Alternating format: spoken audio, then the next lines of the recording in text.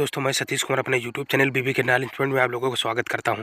अगर आप हमारे चैनल पे फर्स्ट टाइम तो प्लीज़ हमारे चैनल को सब्सक्राइब कर लीजिए। हम आप लोगों के लिए वेस्ट इंपॉर्टेंट क्वेश्चन लेके आए हैं जो आपके 2023 के एग्ज़ाम में 100 से 100% आएंगे। इसलिए अगर आप हमारे चैनल पर फर्स्ट टाइम तो प्लीज़ हमारे चैनल को सब्सक्राइब कर लीजिए और वीडियो के अंत तक बने रहें। मैं आप लोगों को 2 स्टेप बाई स्टेप बताएँगे, वो आप लोगों के लिए बहुत वेस्ट इंपॉर्टेंट जानकारी है जो आप लोगों के लिए 2000 एग्ज़ाम में ज़्यादा से ज़्यादा अंक आप उसमें पा के आप अपने अच्छे मार्क्स ला सकते हैं। इसलिए आप बिल्कुल मिस न करें, हमारे साथ वीडियो के आज लास्ट तक बने रहें। दोस्तों ये हमारे 2023 के लिए वेस्ट इंपॉर्टेंट क्वेश्चन है। ये हमारा बीएससी सेकेंड ईयर जूलॉजी का सेकंड पेपर है। दोस्तों ये हमारा बीएससी सेकेंड ईयर जूलॉजी का सेकंड पेपर है। ये हमारा ऑल यूनिवर्सिटी का है। आप बिल्कुल इसे घबराएं मत। ये ऑल यूनिवर्सिटी के लिए मैंने मॉडल पेपर बना रखा है आप लोगों के इंपॉर्टेंट क्वेश्चन। ये आपके लिए 100 से 100% आपके ये 2023 के एग्ज़ाम में 100% पूछे जाएंगे। ये हमारा फर्स्ट क्वेश्चन है। नंबर 1 हमारे क्वेश्चन दे रखा, नौ लयमार्कवाद यानी न्यू लयमार्किस। नौ लयमार्कवाद क्या है? ये हमारा बहुत वेस्ट इंपॉर्टेंट क्वेश्चन होता है दोस्तों। लयमार्कवाद और नौ लयमार्कवाद ये तो हमारे कभी कभी ये पूछ लेता है। लयमार्कवाद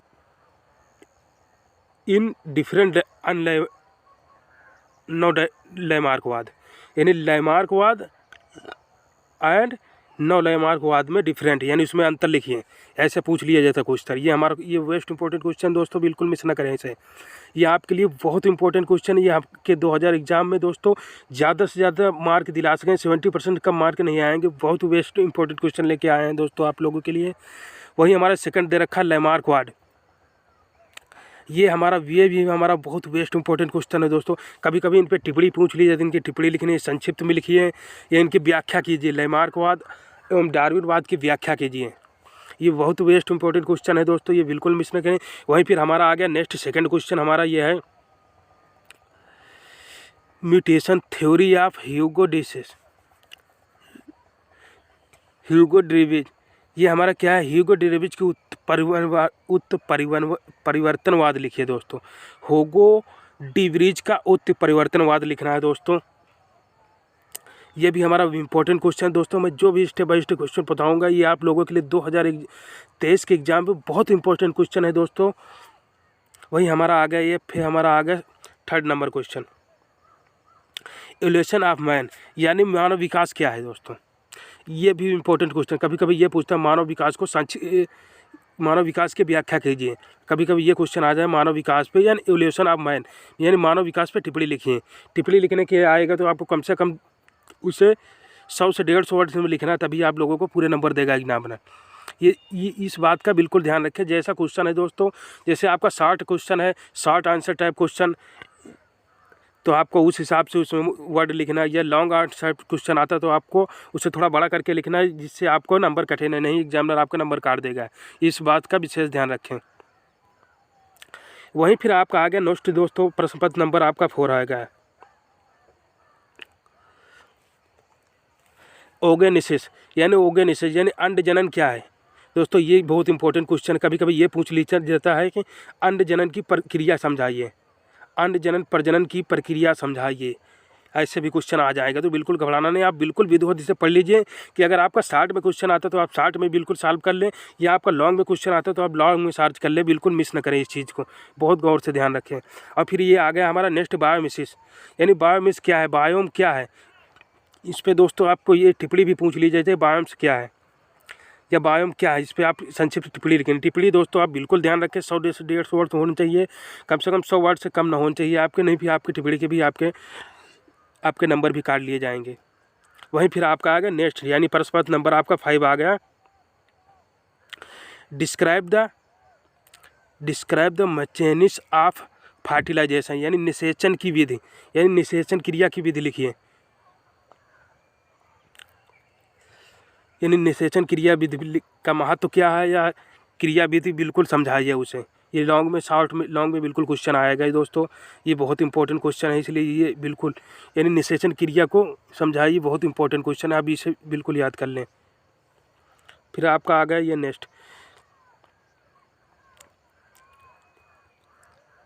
यानी केमिस्ट्री ऑफ फर्टिलाइजेशन यानी केमिस्ट्री ऑफ फर्टिलाइजेशन यानी निषेचन की रसायन पर टिप्पणी लिखनी, यानी जिस पौधों में निषेचन होता है ना, इसकी रासायनिक टिप्पणी लिखनी है दोस्तों। इसकी आप विधिवत टिप्पणी लिख देंगे। ये दोस्तों ये आपको इंपॉर्टेंट क्वेश्चन है, ये आपको इस पर टिप्पणी लिखना है बिल्कुल दोस्तों। वहीं फिर आपका नेक्स्ट क्वेश्चन यानी आपका प्रश्न नंबर 7 आ गया है, व्हाट इज गैस्ट्रुलेशन, यानी गैस्ट्रुलेशन क्या है आपका। व्हाट इज गैस्ट्रुलेशन यानी गैस्ट्रुलेशन क्या है आपका। ये भी आपका वेस्ट इंपॉर्टेंट क्वेश्चन रहेगा। गैस्ट्रुलेशन यानी व्हाट इज गैस्ट्रुलेशन, गैस्ट्रुलेशन क्या है, ये आपका 60 में पूछा जा सकता है। या गैस्ट्रुलेशन की व्याख्या कीजिए, ये ऐसे भी क्वेश्चन आ सकता है, इसलिए 60 में आता है तो 60 में दे, या लॉन्ग में आपको क्वेश्चन पूछ रहा है तो लॉन्ग में दे बिल्कुल। फिर आपका आ गया नेक्स्ट प्रश्न पत्र यानी आपका 8 प्रश्न पत्र। फिर आ गया स्ट्रक्चर ऑफ हेन्स एग, यानी मुर्गे की अंडे की संरचना लिखी है।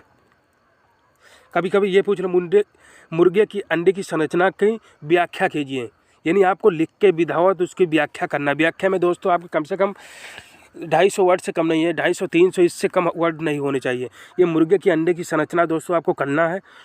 ये आपका लॉन्ग में क्वेश्चन जरूर पूछा जाएगा, इसलिए बहुत इंपॉर्टेंट क्वेश्चन है 2023 के लिए आपके लिए। वहीं फिर आपका आ गया प्रश्न पत्र number 9, define placenta, describe virus kinds of placenta.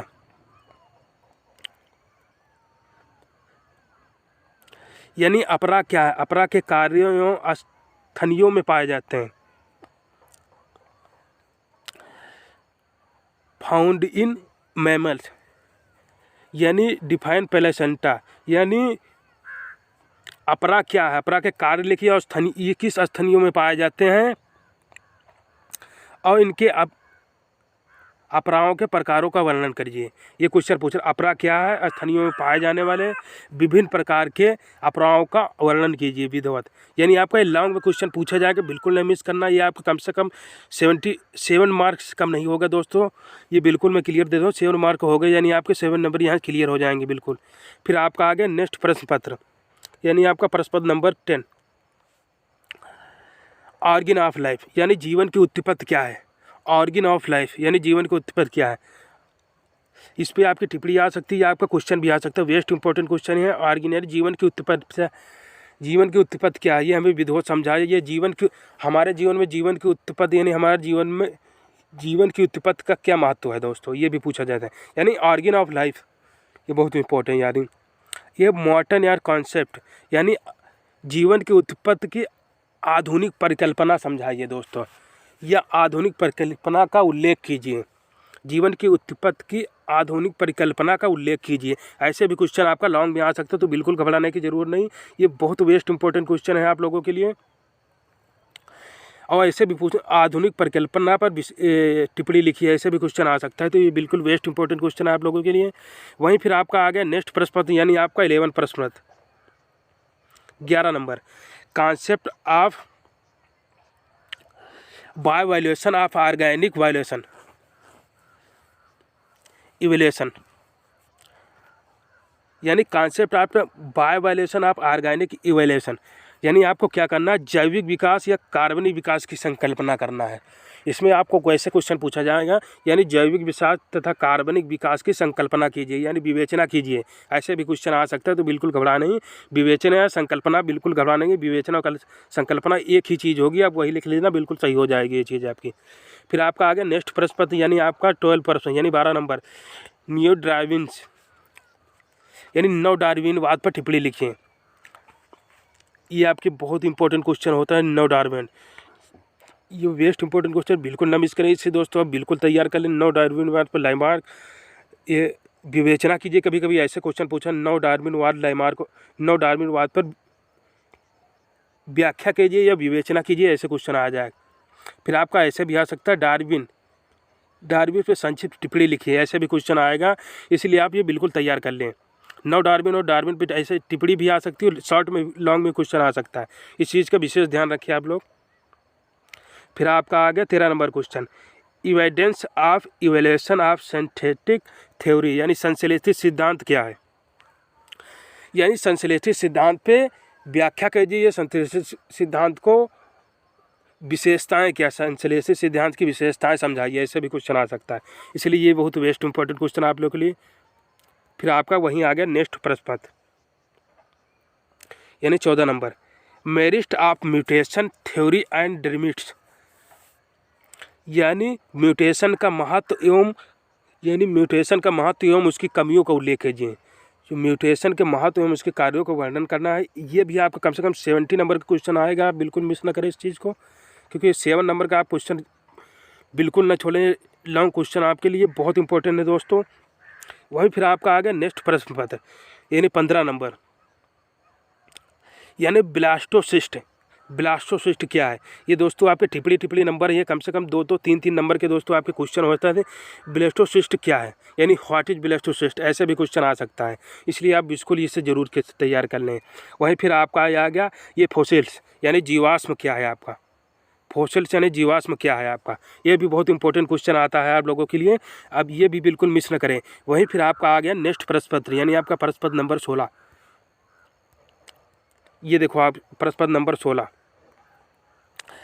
Important of Java man in the